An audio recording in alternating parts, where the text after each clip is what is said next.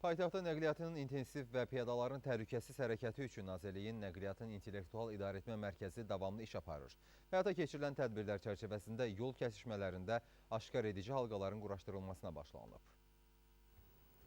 Nəqliyyatın İntellektual İdarəetmə Mərkəzindən bildiriblər ki, son bir ildə aparılan səmərəli fəaliyyət nəticəsində paytaxtda nəqliyyatın hərəkət intensivliyi artıb, tıxacların miqyası azalıb.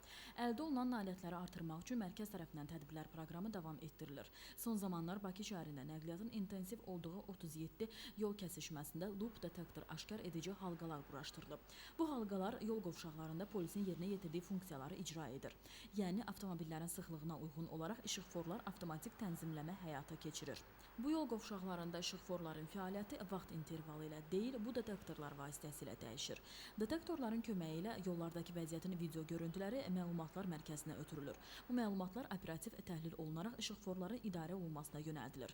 Bununla da hərəkət sıxlığına uyğun olaraq işıqforların tənzimlənmə vaxtı dəyişir. Mərkəzdən bildiriblər ki, əhali arasında maarifləndirmə işini gücləndirmək və yollardakı vəziyyət barədə operativ məlumat vermək üçün yaxın günlərdə yeni avtoradio yayıma başlayacaq. Sentyabr ayından Nəqliyyatın İntellektual İdarəetmə Mərkəzinin 107.7 FM tezliyində Avtoradio adlı radiosu yayıma başlayacaqdır. Sentyabr ayında hələlik texniki yayım olacaqdır. Oktyabr ayından isə radio tam yayıma başlayacaq və qeyd edeyim ki, ölkənin ən çox dinlənilən radiosu olacaqdır Avtoradio. Biz buna əminik.